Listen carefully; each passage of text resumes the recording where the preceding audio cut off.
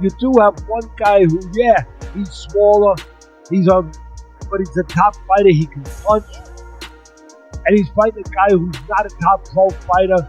He's bigger. I can see Tank just outboxing and making it real easy. Tank Davis is a violent human being. He's a savage, and he didn't feel in his element. It's a real thing. It's a real thing. If you're from the hood, you would know. Boxing experts claim that Jake Paul stands little chance against Gervonta "Tank" Davis. According to Shakur Stevenson, Jake's significant size advantage won't be enough to overcome Tank's elite skill and experience. Stevenson believes Tank will completely outbox Jake throughout the fight, dominating with technique and precision. While he doesn't expect Tank to score a knockout given Jake's size, he predicts a clear victory for Davis by decision. Difference between these two guys. I mean, size will play some part of the fight. If I'm thinking like I'm Tank, I'm probably just gonna go out there and try to outbox and use my knowledge and IQ against him. So I can see Tank just outboxing and making it real easy. Is there any way any realistic or legitimate way in your mind you could see Jake Paul winning a fight against Tank? No. No way. Nope. Not a lot of people talk about Jake and say he's got good power. Not even and I get anything could technically happen, but you don't even see a realistic shot where he could land one big punch and Tank being so much smaller, he just can't handle the power. Nah, not at all. I think Tank is he's been boxing his whole life. He's been boxing since a kid, so I doubt like that's gonna be an issue or problem. I think Jake is good for where he's at. I think it's just levels. Do you see a more likely chance that Tank wins by decision or by knockout? By decision. I mean, that guy's too big. I don't think that he's just going to knock that guy out. So I see him like outboxing. Could you see a realistic possibility where Tank could knock him out? Although more likely than it is, like you just said, decision. Nah, I don't see him knocking him out. Will you watch Shakur? No. No? Hell no. Nah, that ain't really like... I mean, here's the thing. Like, I got two sides of me when it comes down to it. I got a business side, then I got a competitor side. And from the competitive aspect, it don't excite me for me to be like, okay, I want to watch it. Showbiz. The adult explains that Gervonta "Tank" Davis has already proven he can handle taller and bigger opponents, such as Ryan Garcia. He reminds fans that Ryan wasn't just taller, he was also faster and more explosive, yet Tank still found his rhythm and defeated him decisively. The YouTuber and analyst argues that if Tank could close the distance against Ryan, who had real boxing pedigree, Jake Paul will be no different. While Jake's size might look like an advantage on paper, Showbiz emphasizes that boxing is ultimately about distance control, timing, and ring-eye Koreas, where Tank truly excels. He adds that Tank has mastered the art of reading opponents and setting traps, and once Jake steps into the ring with him, those skills will become apparent very quickly. But emotionally, see if he's rattled. See, when it's all said and done, the whole talking shit goes out the window. Jake's scared.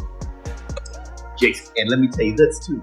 I looked at that, I'm sizing them up, I'm looking at Tank and Jake, and I'm looking at them. Tank can reach him. You reach Ryan Garcia. Ryan Garcia! You reach Mario Barrios. I was like, he ain't gonna be able to reach him. So Tank's gonna reach him. He knows he's gonna reach him. Listen, I want to say this too. Funny as hell. Before I say all this, Alicia Baumgartner, shout out to you, girl. I couldn't believe out of all the women to be the first one to do 3 minute, 12 rounds is Alicia Baumgartner. And I really know if I have a great endurance, great stamina, and she's doing this shit. Shout out to Alicia Baumgartner. Because, what's her name, Layla? I don't really know her like that. But she looks like she ain't rattled by Alicia. So that's a perfect dance partner for that. Trying to drag Alicia Baumgartner into lake water, see what's going on with that. Shout out to Alicia Baumgartner. But let's get back to Tank. First of all, Tank knows what he's doing. Tank Davis, he said, what you were just making all these implications that it's going to be scripted. When he said, you're paying me, and then he was like, yo, you're going to have to give me extra. And then he said that this is scripted. At the end of the day, I gave this little guy an opportunity. He should be thanking me. I'm paying him. I'm his boss. He reports to me, and I'm going to fucking son him on November 14th. So fuck you, little man. You pay me? Are you paying me? Yeah. 100%. 100%. Facts. Correct. Yes. Correct? Correct. I'm your daddy.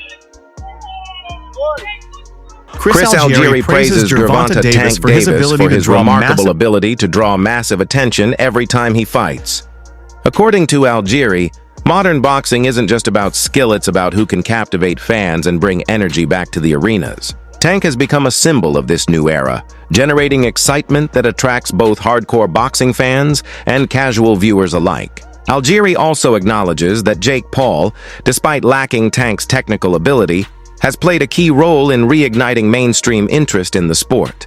His presence has introduced boxing to a fresh audience, people who might not have followed it otherwise. In Algieri's view, both fighters are valuable to boxing, each contributing to the sport's revival by engaging different groups of fans. About the face of boxing could be Jake Paul soon, and the face of boxing is based. Yeah, the face of boxing now is based on if you sell and if people tune in, and how many eyes are tuning in when you fight. Gervonta Davis had that. Jake Paul has that. Now they're fighting each other. These are still created product. Jake made his name going to Walgreens and making funny faces. You know what I mean? And it was just blowing up on YouTube and whatnot, right? I mean, that's how he started. The world we live in now. It's unfortunate. It's not like Sugar Ray Leonard, who was the best fighter in the world and marketable. It's not like Oscar De La Hoya, who was a gold medalist, a great fighter and marketable. But what I'm saying is technology allows us to make, if I want to take this shoe off right here, and I say I want to make my Nike sneaker into the best product possible, and I got enough money to push it behind it. I put it all over your social media platform, and I put it all over your TV set, and all over your phone, and all over everything. You know what, bro? You're just have to get curious about the shoe. Charleston White dismisses Jake Paul's boxing career as mere entertainment disguised as sport.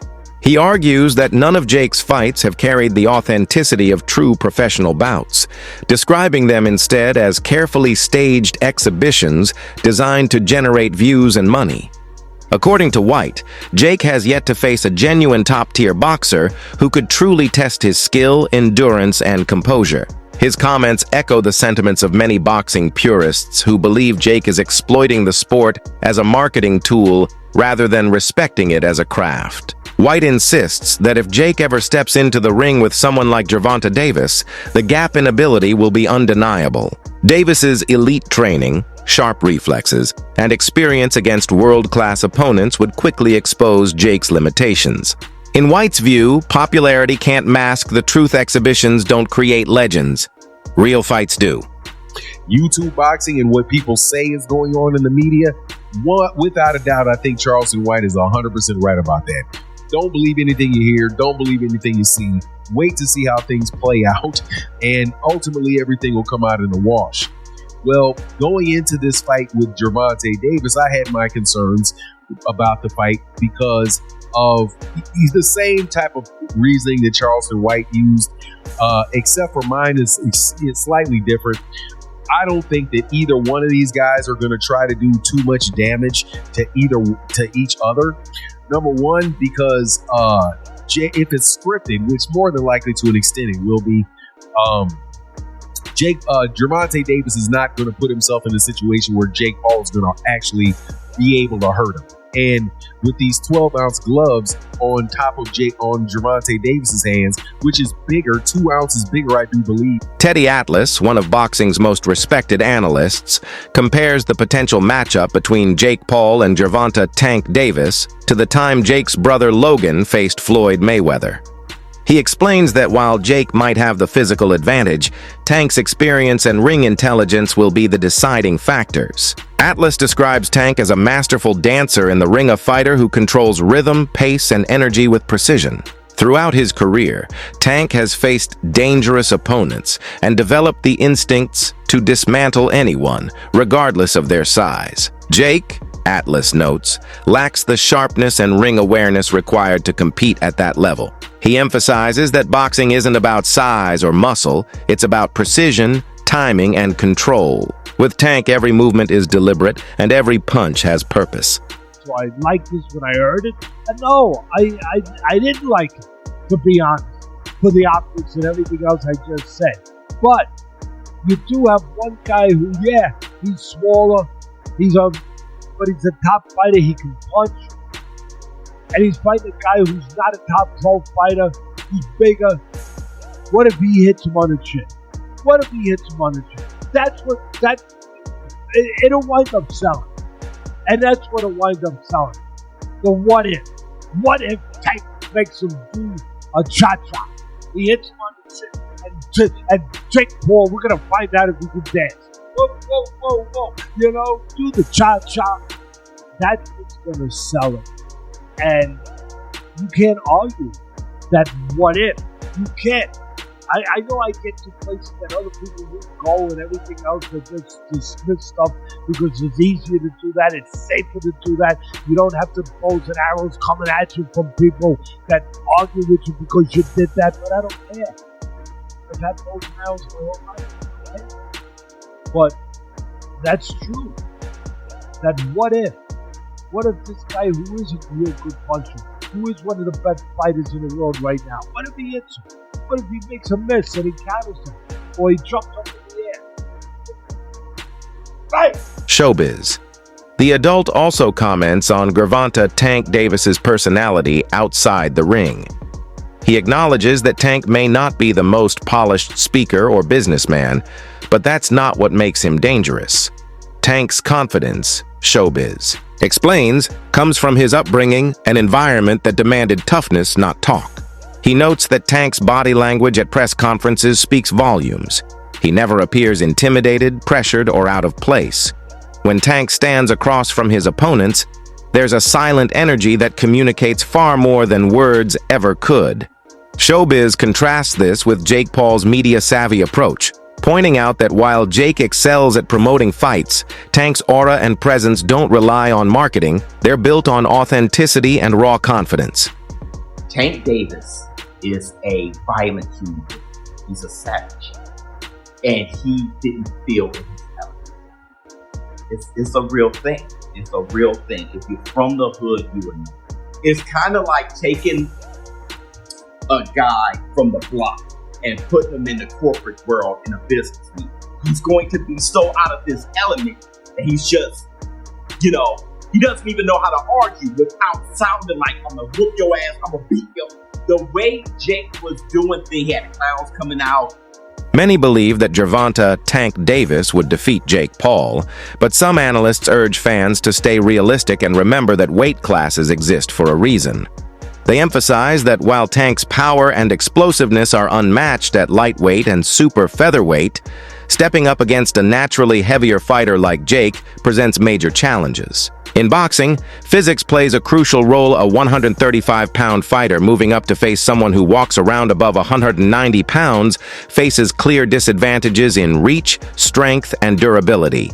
These analysts note that Tank's punches might not carry the same impact against a man of Jake's size, suggesting that even clean shots could be absorbed differently by the YouTuber's larger frame. We want to know, who will win this fight? Jake Paul or Tank Davis? It's a legit question. And I actually want to really hear your thoughts on who do you think is going to win. Because I know what Vegas is saying, but I want to know what you think. You got Personally, I think Tank's too little, bro. Yo, I think Tank's too little. I'm so glad you have a brain on your fucking show. I think Tank's too little. I said, bro. I think Tank's too little. That's what I'm saying. That weight class is for a reason. Davis, that weight class is for a reason. 135 pounds. Jake Paul is 6 feet, 205 pounds. That's what I'm saying. He's too 6'1", 205. Everybody's like, yeah, bro, but Tank going. It only takes one good punch. Yes, it takes one good punch when you're about the same size. There's a 60, 70 pound difference in weight in these people. I don't think nobody puts the physics in mind. Jake Paul gets punched in the face by dudes 200 pounds with all their might on a weekly basis. A 135 pound puncher, bro. If y'all remember the Mayweather versus Conor McGregor fight, Conor walks around like 180 in McGregor. He's like 5'9", 180. Mayweather's like 5'7", 145. That 30 pound difference, bro. If you remember that fight, Mayweather was putting mittens on Conor. Guess what happened to Conor? He didn't hit the ground once. He lasted all 12 rounds getting hit with flurries. I'm talking about Mayweather was having his time. He's being cocky with it, hitting him with all kind of combo. And we're watching the last 3 rounds of that shit like, yo, knock him out. And you know what? He could not knock him out because Conor gets punched by people that are 170, 180 pounds on a regular. And just that 20, 30 pound difference, it was like impossible for him to do anything. And that's exactly what I feel like is going to happen with Jake and Tank. Despite the skepticism, many fans admit that Jake Paul's presence in boxing is undeniably entertaining. His fights generate both criticism and excitement, adding a sense of curiosity and spectacle to the sport. While some purists dismiss his bouts as mere money grabs, Others view them as a refreshing boost of energy for boxing. Jake has a unique talent for keeping people talking, whether they love him or hate him. His name guarantees attention. Audiences tune in not just to watch him win, but to see if he'll finally be defeated. That unpredictability brings a sense of drama and anticipation that boxing has been missing. Even traditional fans acknowledge that Jake's involvement injects excitement and personality into the sport, helping it capture the spotlight once again, even as his skills continue to evolve. A lot of people said, this is bad for boxing, this is bad for boxing. Mate, calm down. Honestly, I'm not a big fan of him, but he's bringing a lot of eyes to boxing. He's doing great for boxing. I don't care what everyone thinks. The weight difference is mad though. Lightweight what those cruiserweight or whatever the hell he is. Or Gervonta might get thumped up, Hey! If he gets bashed up, I can never go on TikTok Live again. The TikTok warriors are going to give me a hard time. They're going to say Jake Paul is undisputed. Oh my god, he's the best thing to his size friend.